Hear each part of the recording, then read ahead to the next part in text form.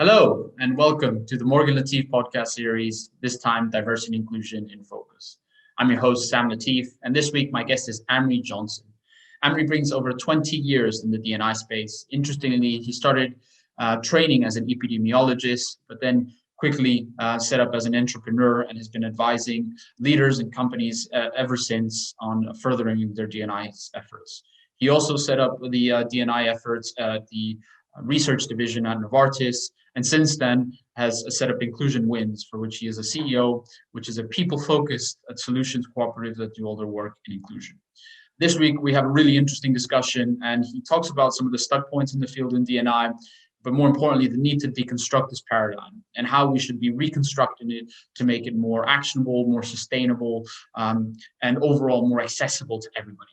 Lessons for individuals in any organization, both leaders and aspirational leaders. And as always, I hope you find it a value. So why don't we get into it? So Amri, thanks very much for being on the show with us today. My pleasure. Great to be here.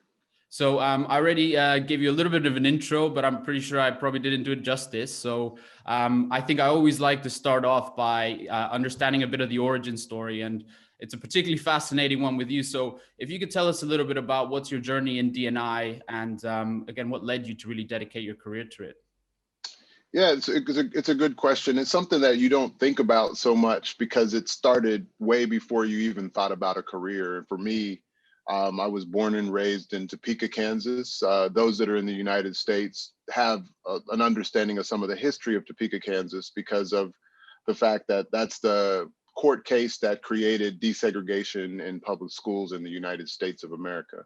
So my father integrated public schools in Topeka, and that experience that he had through that wasn't a pleasant experience, has in a way given a lot of background to why I do what I do today. And I wouldn't have known that 25 years ago, but I'm very clear about it now. So I was born in Topeka, Kansas.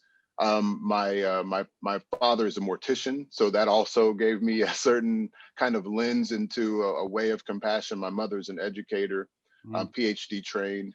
I then left Topeka to go to college at Morehouse, where I was a dual major in English and biology. I got turned on to public health by one of my professors that I didn't really particularly like. And now I think he was the greatest professor that I ever had, Bill Jenkins. Oh, wow. He's an epidemiologist. And when I told him that I was interested in population-based health, not kind of patient care, he was like, "You don't want to be a physician," because that's what I thought I wanted to be. He said, "You want to be an epidemiologist." And I was like, "You were an epidemiologist? I definitely don't want to be one," because he really pushed my buttons because he got me. Yeah. And when somebody gets you and they push your buttons, it's because they want to help you go to the next level. And that's exactly what he did. And he did push me into going into public health. And so when I left college, I went to graduate school at Emory to get my master's in public health. And I worked in infectious disease epidemiology for a good part of my public health career. I then pivoted to community-based health, going back into the university setting. And that's also a kind of a transition. When I was working as my second job in public health, I became a manager of 10 people. I was 27. Wow. Some of the people had kids that were my age. In fact, one had a kid that was born on the same day as me in the same year. So she was like equivalent to my mother, and she was reporting to me. So I was so bad at management that I wanted to learn everything I could about organization, everything I could about management.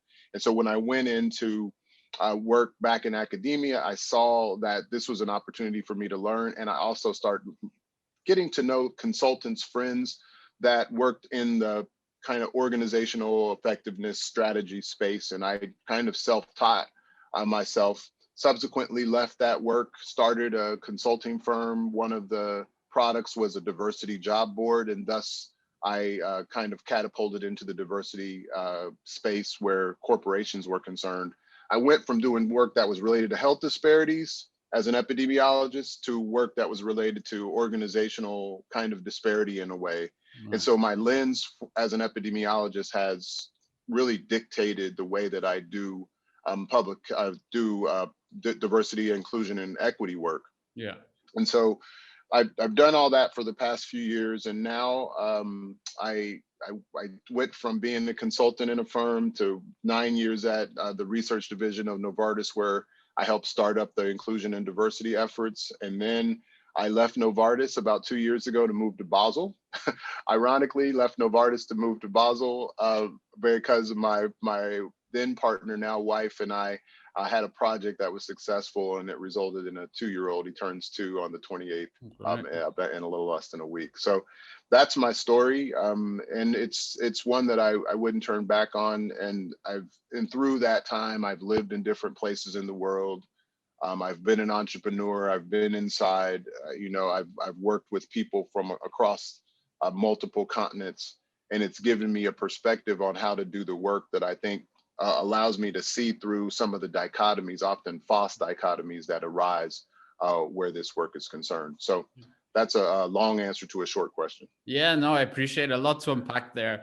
And I actually, maybe it's interesting starting off with that. When you talk about this false dichotomy, I wonder if you can unpack that a little bit more for us. What exactly do you mean by that? Because again, there's D&I is on high priorities for a lot of organizations, but you feel that it's not necessarily being approached in the right way across a number of organizations. So can you unpack that a little bit for us? Yeah, it's interesting because this past year, the global pandemic, so you started seeing social inequities in the pandemic, and then it ran up and kind of intersected with the murder of George Floyd, Ahmaud Arbery, Breonna Taylor, and so many others that came before them. But the events that happened in May, the particular event that happened in May of last year, watching George Floyd murdered on all the devices that we own, was a shocking point. I think some people might have equated it to when Emmett Till was murdered, and his mother decided in Mississippi, and his mother decided to put the pictures of his mangled corpse on public media. So all the newspapers and news outlets had pictures of this boy mangled and lynched. And so we'd never seen that in our generation. And in this lifetime, most of us had never really encountered an Emmett Till type moment. And so it amplified everything. And what it made people do is move into a space to think that we have to go all out on anti-racism and nothing else will work. Now, that's not the case with everyone. Some people have been doing this work for over 20 years, and they know what the origins of the DE&I work is, now that we call it DE&I more than we call it D&I. But they don't necessarily understand that it morphed from social justice only to something that was more strategic, because the idea was not to erase one and then go with the other, but to have both of them moving in parallel and at some point intersecting. So this false dichotomy of we have to be focused on racial equity because DE&I doesn't work is just that, because the strategy and the sustainability of the work, and I say that as a whole, requires that we think about this holistically, taking into consideration all the things that are getting in the way of us having organizations that thrive through their people. And that's where I think I would say we're facing a false dichotomy. I don't think it's intentional. I don't think people have any malice, but people are fed up. People are tired. Black folks have been oppressed for centuries, and people are done with it. I get it. I'm a Black guy too. I'm done with it too.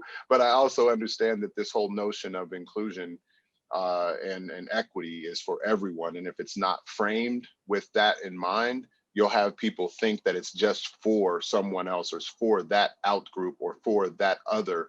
And that's exactly what we're trying to deconstruct. And we haven't quite gotten there yet, but I think some are starting to see that this kind of dichotomous, false dichotomous way of thinking about this is an incomplete picture, and it will lead us to a trajectory that probably leads us back to the same problems that have been created for a very long time. Yeah. And I think it's, as you said, it's not intentional, right? It's just a visceral emotional reaction when you see another being treated unfairly just because of the race, gender, sexuality, age, whatever it may be. So maybe that we try to overcompensate, and then obviously companies are latching onto that. So you also talked a little bit about deconstructing the paradigm. And I think obviously the approach you have, having been in it for so many years, is very rational. But how do we deconstruct that paradigm? I mean, what are some of the given the consulting work that you've done, I mean, what is some of the advice you're giving to organizations to sort of help do that? Yeah, kind of as a practitioner body, I've thought about the deconstruction. Right. In organizational life, I don't know if they've constructed enough for most companies to do any deconstruction. And I know a lot of amazing practitioners that constructed their organization with sustainability in mind. So when I talk about deconstruction as practitioners, how do we, if we basically deconstructed everything that we've understood about the work of equity, the work of diversity and inclusion over the past 50 years, and we reconstructed it anew, how can we make it accessible to everyone, actionable, which is in alignment with general business processes and practices and skills building, and sustainable, which means aligned with purpose. And I'm not talking kind of purpose that's on the wall. I'm talking about your organization's raison d'etre, your organization's reason for being, your organization's kind of notion of what it means to have a company that's going to continue to serve its customers and society over the next 10, 20, 30 plus years. And so in doing that, I've come up with an approach that, and I don't know if this works yet. And it's quite honestly, a lot of people think the social justice and racial equity work is what's going to work. And a lot of people say, oh, systemic kind of strategic diversity works. And I say, we all don't know really what works. So it's a series of experimentation. What I do believe can have some promises to design for what the organization is already doing well, and then being able to identify where there's gaps, where some of these strengths can help. And sometimes you have to basically start something different to get to see progress. And that's an organizational design mindset, is how does this work inside of your organizational culture, which I think most people hit. How does it hit with strategy, and how is kind of the inclusion work integrated with strategy? How do you look at reward systems in your organization, and how is this work tied to that? What type of education are you doing consistently over time to build skills, mindsets, ability to deal with the complexity of the world and of the people that are going to be coming into your company, as well as those that are there now? And then what is your data process, and what is your data approach around people, around organization, and how does it go beyond just, typical let's make profit kind of conversations to how is this impacting and creating shared value? Like those types of things and thinking, I take a little liberty with the traditional org design kind of frameworks, but that's kind of how I think about it. So for me, I think everybody needs a certain level of cultural intelligence. I think those things it's a nonstop growth process. So this work is not, what do you say? It's not a destination. It's like, okay, we're in D&I and we're going to get here. We're going to get these numbers. We're going to have this level of representation. Excuse me. And then we're there. And that's not it. This is an ongoing process, just like any other function in your organization, is you're always trying to find ways to get better. And so I think a set of understanding about cultural intelligence, because the framework that I use also gets into metacognition. And so when you think about thinking about your thinking, if you ever been in a training, corporate training, everybody's like, you have to reflect deeply, like there's some gurus, right? But we don't have a space to teach people how to think about their thinking, because that's not something you use just around one topic. This is a skill that you use across everything you do, particularly around complex decision making. And if we talk about mitigating bias, that's a key skill. And then I think it's important for people to think about social capital where data is concerned.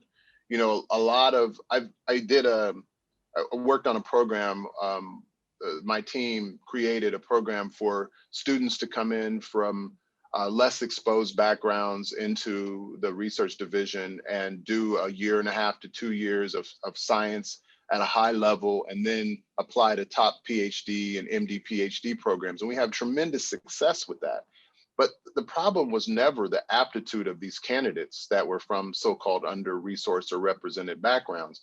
The problem was they weren't exposed to this high-level science and this high-level network of scientists that almost everybody categorically in our organization was exposed to, usually at a young age. Right. And so they're having to catch up. Yeah. So when we gave them the exposure, they thrived.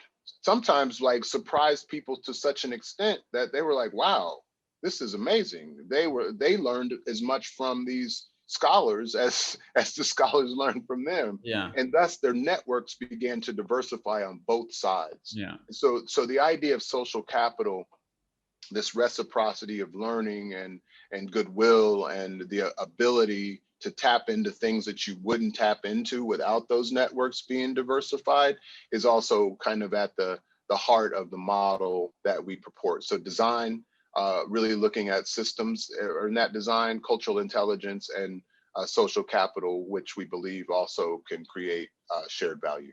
Yeah, and just looking into the specifically life sciences, because you have that background. I get that's an example of obviously your background and how that helped further that initiative.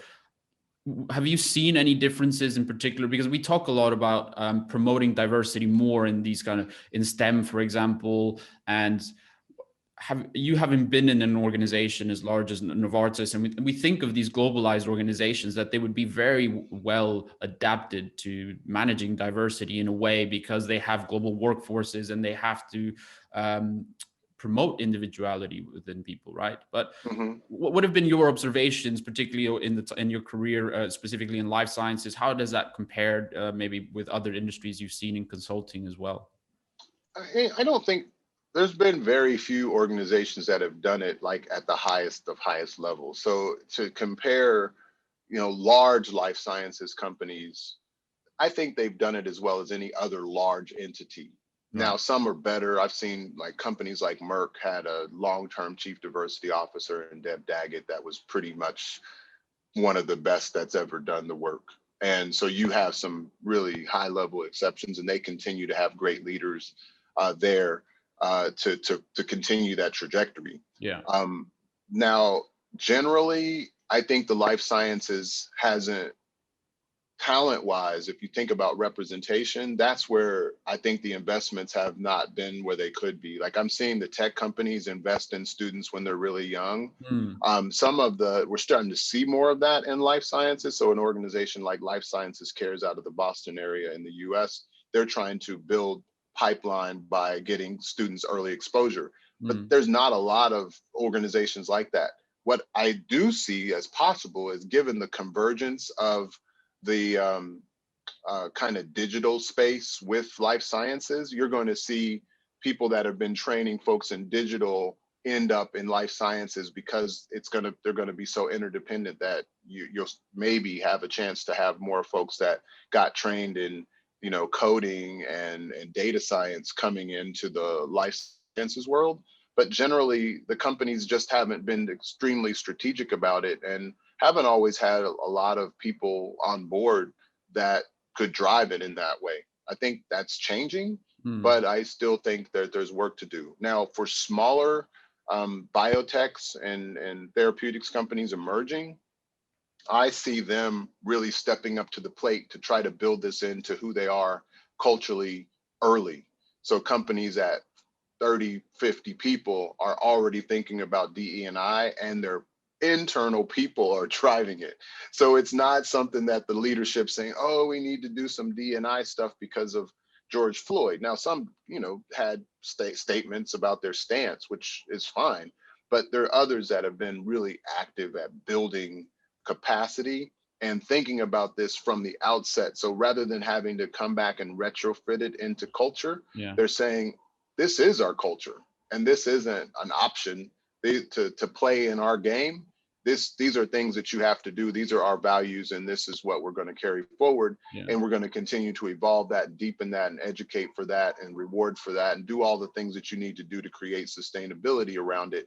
And it's not ambiguous. The leaders are all in. They're forward thinking, and they're bringing in people to help them do it the right way, which I believe is going to benefit their bottom line as well over time, and innovation. I mean, we can go down the line of the benefits when you do that, and kind of at inception put that into place. Yeah. And I was curious, I mean, also, I mean, you're an American, you're living now in Switzerland, you have an international family as well. And I mean, even though we talk about these large organizations, and you're right, obviously there's a lot of parallels between a large life sciences company and a large industrial company.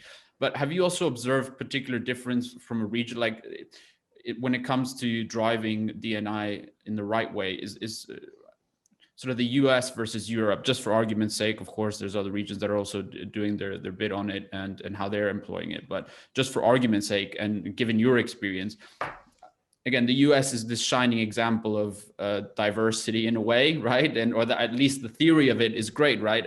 It was a country that was formed out of the basis that if, you can come here regardless of, race, gender, religion, and you can try and make it, right? That's the American dream. But from where you stand now, and again, George Floyd obviously showing light on a little bit about how things are at the moment in a way.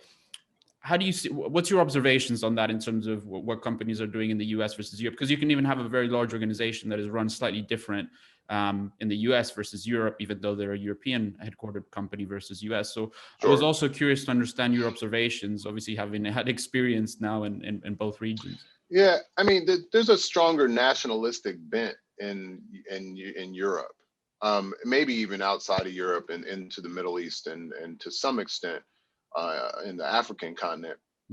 But the U.S. doesn't. U.S. is just becoming more nationalist. I mean, it's a trend that's been coming for us for a long time, but now we're starting to see a more nationalist bent, which I don't necessarily agree with, but we're not going to get into a political conversation about it right now.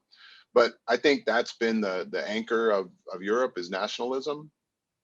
And I haven't felt like the people at large in these countries are all about themselves and against immigration. Right. But I do think that there's the biases that arise from history and the way the media perpetuates stereotypes. Those things are still, those happen almost everywhere in the world where there's in and out groups. So that in that case, that's humans.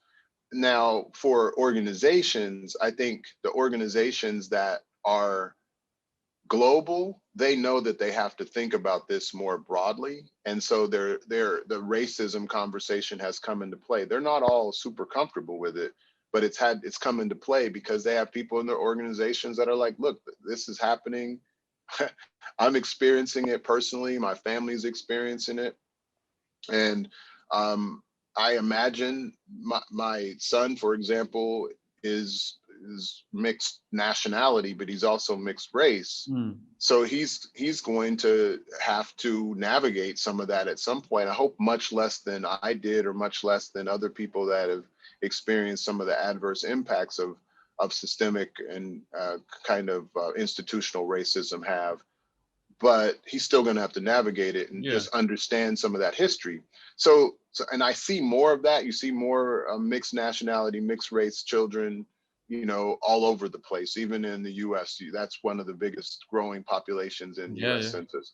And so if you, and you being very much along those lines in terms of mixed culture, right? You see how that dynamic impacts you. Now, what I do think companies are doing is they're recognizing it. They're trying to look at ways to approach it. They don't necessarily know, but they're trying to get to outside help. And I think being proactive about that is not just kind of cosmetic. I think if you do that well and you think about it more systemically and know what kind of, I kind of go back to those elements of culture, strategy, rewards, education, and data. If you're doing that regularly and you're seeing trends, you'll know what you need to do to make sure that everybody can come into your organization and feel like they can thrive and contribute at their highest level. Because then the numbers inevitably tell us that demographics are destiny. One of my demographer friends always tells me that. What does he mean by that? Well, demographics are changing, and the majority of people in the world are so-called minorities in the U.S. Yeah. Oh, yeah. So we're not, brown people in the world are not minorities. That's a misnomer. Yeah. And in Europe and in the U.S., we have to come to that agreement. Now, that diversity is inclusive of folks that sometimes haven't been counted in underrepresented minorities in the U.S., or amongst South Asians and some East Asians. But the reality is the majority of people are not going to be very light-skinned. That's the reality. So yeah.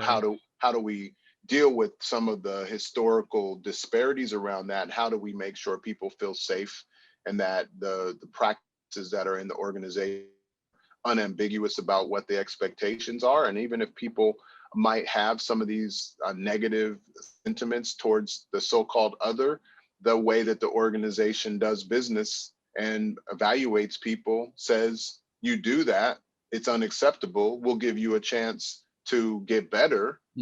And if you don't, you can't stay here. This is not a place we're accepting of that behavior. Yeah. And I think companies are getting there, because inevitably we're going to have more so-called diversity in our organizations than we've ever had. And if you want to be successful, you want to do everything you can to make sure that everybody at all levels of skill, even the lowest skilled person in your organization, is getting better all the time. Because that one person, if they don't get better, I often use this idea of a German botanist called Justus von Liebig. He was a chemical botanist, and he came up with Liebig's law, and it basically said that in a plant system, the nutrient that has the lowest quantity determines the growth of the plant system. Yeah. And so in an organization, a person that might be of the lowest quantity will determine oftentimes the way that the organization grows. And if you don't continue to nurture and feed everyone, you probably will leave some talent, some possibility on the table in terms of your organizational growth. So I think that that's happening. I think it's a reality in every part of the world. The manifestation is different. What you're dealing with diversity wise in Africa versus which was way more diverse than the US, by the way, and in Asia are different, but some of the underlying principles of how we do that could remain the same regardless of geography. And I think companies around the world are recognizing that if they want long-term sustainable growth. Yeah. And even if, again, companies are moving in the right direction, I mean, there is going to be people that are resistant to that change. Sure. And it's interesting how you say, like, we do have to include everybody in that, right? It's, again, to further that mission, you're only as strong as your weakest link in an organization. And so what is your also suggestion when maybe leaders are confronting that resistance to change in the D&I space, for example? I mean, because I think the problem is, we've been so polarized. It's either you're with us or you're against us. And that's also, there's no room for nuance anymore. And race and gender and diversity, it's a nuanced conversation, right? It's natural for humans to fear what they don't know or what they don't understand. Right. Back to our hunter-gatherer days, that if we don't know something, it could pose a danger to us. So now we're in 2021 and we're still having these conversations, and I agree with you. I mean, it's not necessary. It's a journey. We work in the people industry and with people day in, day out, and it's not an engineered product. There's no recipe for success that will definitely work. But what is your suggestion also to leaders that may be are dealing with resistance to that? And I think maybe the prescription is not necessarily you have to follow us or get out or something. I mean, is it possible to have nuance to then deal with that in the right way? I don't know how one thing I could say is don't start canceling people. I mean, I know I'm even tired of using that term, but that's happening a lot. It's like I put a post on LinkedIn. Coach at a university in the US that's in Nebraska, state of Nebraska in the US. He said something about being on a plantation, to some of his basketball players in a huddle or in a practice or something. And, they suspended him. And I was like, okay, that was not probably the best teaching moment. And some people were in high disagreement because they were like, what are you saying? You're calling your athletes slaves, and you think that that's okay? I was like, did he call his athletes slaves really? Yeah. Or did he use an analogy that probably has racial charge, and he didn't really fully think through it? So he didn't practice metacognition in that moment. Right. But he did practice it afterwards when he apologized profusely. And a lot of people that saw that were like, oh, here we go again. Yeah. And so you created a poll by, instead of saying, hey, a coach getting on TV, you know what, I did something stupid. I'm going to suspend myself for a few games without pay. This is an opportunity for the university to think about this deeper. My players understand where I'm coming from. And we're going to work on this, and we're going to get through the rest of this season. And then this is going to be a commitment. We already had some commitment to it, but now we're going to double down. That's the approach that I believe in. I don't believe in automatically starting to kick people out because they did something that was ill-advised or a bit vapid in terms of how deeply they thought about this, given the current tenor and history. Now, so that's one thing, is don't cancel people. The second thing is, be in dialogue and create this together. Because if people think, and this is one of my concerns about the racial equity work, is what's happening is white blokes start believing that racial equity is for Black people. And the reality is, and James Baldwin said this, he said, you have to save yourselves.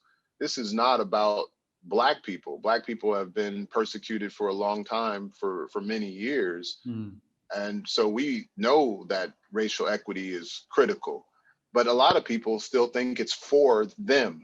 Yeah. And so as long as we keep that us-them paradigm, I think we end up in a space where people don't fully understand their role, don't fully understand how it benefits them, don't fully understand how it benefits the organization or humanity. Yeah. And so if we take a humanity-centered approach to this rather than a different-centered approach, I think the differences will come out, and those conversations will happen, and they'll be difficult at times. And the reality is we have to have those things, but it has to be about everyone coming forward. And not everybody will be okay with that, Sam, but there will be enough people, I believe, that are. And those that are will be willing to take that forward. And those that might not be quite there, maybe they'll just behave their way into making sure that they can keep a job, even if they don't fundamentally agree. And that's okay with me. We don't have to be buddy-buddy. I'm not the touchy-feely D&I guy. We're not all gonna hug it out. I mean, when we can hug again. Yeah. But we are going to need to manage the complexities of organizational life, and that includes the people, and that also is adjacent to all of the dynamics of organizational life that we're going to face for the next several years as a result of this pandemic. And the racial inequity. All of this stuff has come at a huge confluence, and it gives us a great opportunity. Now the question is, what do we do with it? Yeah, and I said, I mean, we hear these conversations happening a lot more.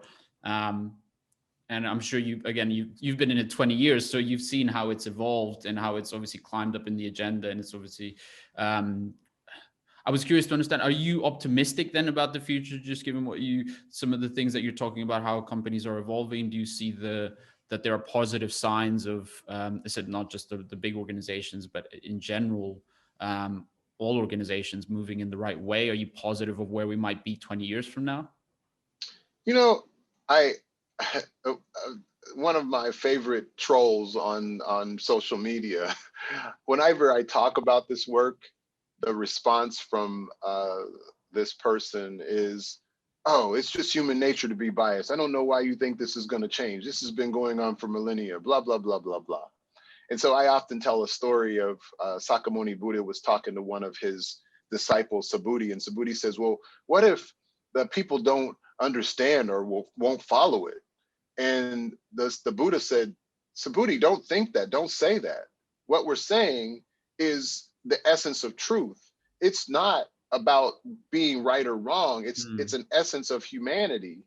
And to me, the essence of humanity is something that I always am optimistic about. I don't know any other way to be. So in that regard, yes, I believe this is going to happen more in 20 years. I have a 2-year-old. I have 13-year-old twins. I do want the world to be in a more transformed space. I believe that that's possible, but I don't believe it's going to happen without work. And so the work is the process of kind of individual exploration, and then how that works at a more interpersonal and institutional level. And that's what I believe is starting to happen. Not all organizations are there. Some people want a playbook of, these are best practices. And I'm like, yeah, there's some things that you can try and experiment with, but the best practices for you are going to come from you experimenting. It's just like creating a new therapeutic. You're going to experiment and do all the experiments, and majority of them are going to fail. And we're willing to do that. We spend billions of dollars doing that every day, but we can spend considerable less in organizational life doing those experiments to see what works.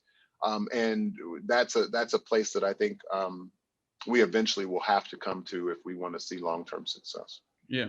And one of the first things you said there was the interpersonal reflection that each person should have. And again, what would be your recommendations on that? What kind of questions should one be asking him or herself to better reflect on the evolving nature of the diversity and inclusion, again, initiatives that they're working in, communities that they're part of? What do you suggest in that respect? Yeah, there's so many questions that one could ask. I have a tendency to move towards the affirmative generative type question. Right. So what would be created for me if I had a better understanding of people different than me, in terms of my everyday life with my family, in terms of how my team functions, and then how I can contribute to my organization, and then at the level of humanity. So I think just what's in it for me, I think everybody needs to face that question. And then, think about times where you felt really safe and able to thrive at work. And if we're thinking about it in an organizational context, everybody that's probably been in an organization has had those times at some point where they were like, wow, the people that surrounded me, the way that the organization's culture had been developed, it supported me to do amazing work. Yeah. And I think when you think about those types of stories and can tell those stories in the organization, you then design for those experiences. And so the notion of employee experience is almost heavily oriented in story. And so we got to deal with feelings of the people, and then what supports those feelings being more consistent and sustainable, because they're not going to happen all the time. You're going to have dips, but you put things into place that allow there to be fewer dips, because you've heard these stories, you've had this dialogue, you've thought about what's generative and life-giving for individuals and for teams and organization. You then started designing your organization to foster that over a long period of time, in a sustainable way, and that people are unambiguous about what they can do to continuously grow and get better in these areas. So I start with generative questions, I finish with generative questions, and then I move into questions about what actions can we take, not just now, but constantly reinventing and thinking and deconstructing and reconstructing, so that we can continuously grow like we do any other part of our business, because that's the nature of business. It's always trying to generate what's going to allow it to be just a little bit better. And that needs to be the same conversation in the inclusion, diversity, equity space. Yeah. And should that be a bottom-up approach or a top-down approach, or is it just it should be everybody? In German there's a word "jein," and the answer is it's yes and no. Okay. So, but in this case, I'd say yes. It has to be top down and it has to be bottom up. I think community voice has been oftentimes muted. What we're seeing is community voice has become amplified, and that's part of the social justice movement, is to amplify those voices that have been oftentimes silenced or subjugated to some degree. And the leadership has to be unambiguous about their commitment to this if they want to see it really create something and not just waste their money on programs and cosmetic approaches to this conversation. So it's both. And at the same time, I say yine because I don't even want to get into that dichotomy of is it top down or bottom up, because it's everyone. And if when inclusion wins, everyone wins. That's one of our taglines. Yeah, and if you don't think about everyone, and that's hard because that's so many people in our organization. How can you address everyone?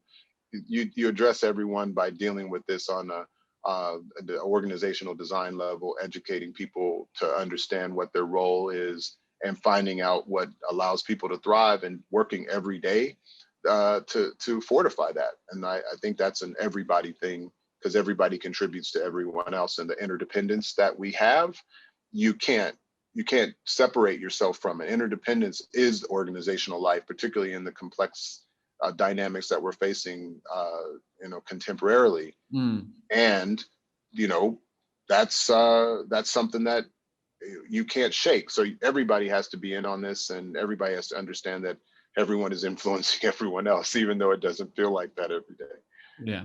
Yeah, for sure. And look, I know I've, it's a complex problem, and I'm trying to sort of ask you to give us sort of simple sometimes answers. And I know it's not possible in a 30-minute conversation. So yeah, and people that know me are like, oh, you're going to ask me for a simple answer. Like I can give some of them, but I'm always something in my head's like, oh. Yeah. No, I look again, and I go back to the point. It's never going to be easy. I don't think, and I think.